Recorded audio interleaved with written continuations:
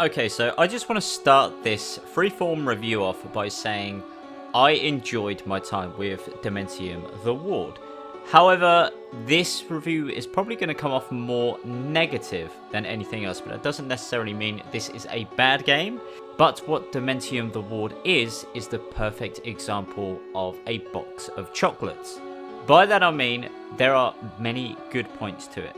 However, there's always that box of chocolates which has some which you're like, I don't really want them, I'll leave them to one side. But there are a bunch of the chocolates which you really do enjoy. The biggest standout for this is the vibe and overall atmosphere of the game. I mean, it's great. You are always filled with tension. You're always wondering what is going to show up in front of your face, or that creepy crawly that is lurking behind you, which you should be more worried about.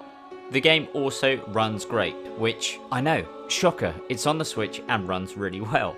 I don't know about handheld mode because I play it in docked mode because I'm one of those weirdos that basically never uses the Switch portably, but I can safely say that when it's docked, it runs super smooth and there are no issues. That you had no frame drops or any weird glitches or anything, it would all run in perfectly fine for me.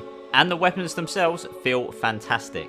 Not so much the handgun, it's kind of Nerf gun almost esque. However, the shotgun and the revolver especially feels incredible to use. As you can also see, there is like a retro filter on the game. You can also put it onto CRT. However, there's no option to have no filter, so you can just see the graphics, you know, in all their HD or close to HD glory. It's not really a positive, not really a negative for me, but it would just be nice to have the option. I don't see why it isn't. Now we'll move on to some of the negatives. So while I did say the vibe and atmosphere is great, the environment is very one-dimensional. Now again, having a ward, a mental asylum, whatever you want to call it, it is a good idea. However, the problem this game has is the areas look the same. There's not really much environmental storytelling to set it apart, and a lot of your progression is blocked by the same chest high or even waist high cabinets, which you could easily navigate if you were a regular human being above the age of 6. However, in this game, that just completely says, no, can't go this way. Again, if you had some kind of grotesque monster, or, I don't know, even if it was some kind of intestines just blocking the way, like putting up kind of a wire, at least that would be like, okay, yeah, I don't really want to climb through some intestines to go that way. I'll find another way, thank you very much. Obviously, if you're going up and down stairs and it is just riddled with objects or whatever, fine, okay, you're not going to go down that way. But when it's just a regular corridor and there's a bed, literally just a bed in the way, just climb over the bed and then you would get to where you need to go. Instead of walking around the very similar hallways and spending like 20 minutes going from one end to the other, all because a bed was in the way. And touching back on the environmental storytelling I mentioned, there are a couple of bits, emphasis on the word couple. The actual story part of the game is even more minimal. So there are very, very few cutscenes which show throughout the game. Mainly it's for when bosses show up or just to give you a rough idea of what you should do next. If you really want your story, it's going to be in a lot of the notes, but you're in an insane asylum. It feels like a huge missed opportunity not to mess with the player and have some hallucinations of some sort, or even like weird monster transformations in like the very first monster you see, one that then just have them seem like a regular human and then they just morph into something more grotesque. It does feel like a lot of missed opportunities. And personally, I found the first few bosses really dull. Not even just to navigate their patterns, which they all have, it's very obvious patterns, you figure them out instantly, but even the designs for them were very you would have seen it in, I know this is obviously from the DS, but you would have seen that in games way prior to the DS as well. Even like early PlayStation games, the designs were, well, I guess it's a boss. It wasn't anything spectacular, and unfortunately Dementium-the-Ward suffers from that a little bit, especially in those earlier levels, earlier chapters. And at no real point did it feel like my skills were being tested in the boss fights. It's more a case of, well, this is going to happen, but it's whether the game is just going to do something unfair and I die once or twice before that happens, or I just do it first time. more often than not, you just do it first time, because the game is pretty easy, especially with how many health items and ammo pickups there are just lying around. You never really found yourself short of ammo, even when you needed it in the boss fight. Also, speaking of how this was a DS game previously, there are some things quality of life wise which are missing.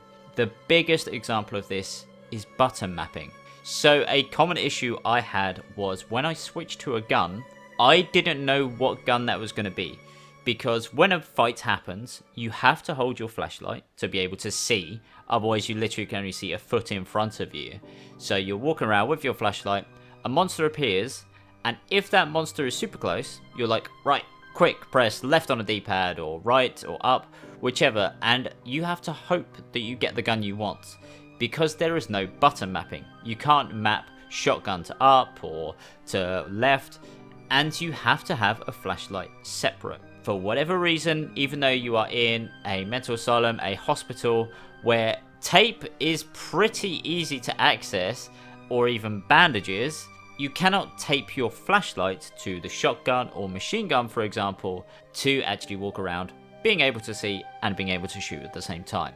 So, if you're holding your flashlight, you press left on a D-pad, and unfortunately you have your nightclub equipped instead. You're just kind of like, well, okay, now I just have to keep cycling through. Oh, okay, I got bit, I got grabbed, whatever. You just kind of have to deal with that. It's very frustrating where it's not necessarily your fault that you took damage, but more so the game just doesn't have those quality of life features. Also, it's 2023, it would have been nice if there was a bit more enemy variety. Very early on, you will see the same type of enemies and then a palette swap of those same type of enemies, but they have a new gimmick to them. Just add some new enemy models. It's 2023, like I said, just update the game. If you wanted to play the very original game, just play it on DS. If you're going to update it and release it to a wider audience that's on the Switch, which has just a single screen, just add those extra features, add extra elements to the game. Nobody would be upset. If anything, people would praise you more for it, because you've not just ported the game, you've also added and expanded on the game as well.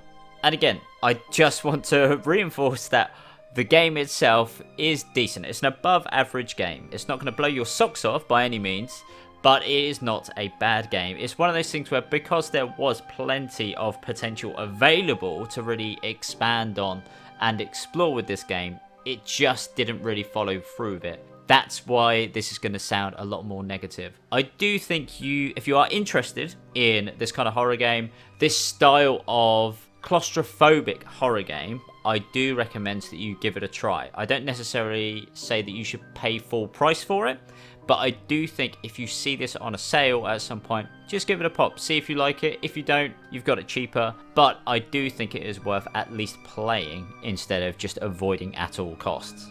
What story there is in the game genuinely is interesting. Like, I wanted to explore more and more, even if it felt like I just kept backtracking and basically went into speedrun mode essentially for the majority of the game, just trying to get from A to B as fast as possible. When the story did come up, when you did actually learn more about your character and what is going on, that was where the game shined. It's just baffling to me how there wasn't more of that to elevate this game even further, instead of just being an above average game, because that's what it is. There's nothing wrong with that. We need a lot of above average games to tide us over sometimes, but this is not going to be that spectacular top 10, top 20 even games of this year. It's not going to be one of those, but it will be something that you may remember fondly when you go back to it. But once you've completed it, you probably won't want to go back to it anytime soon.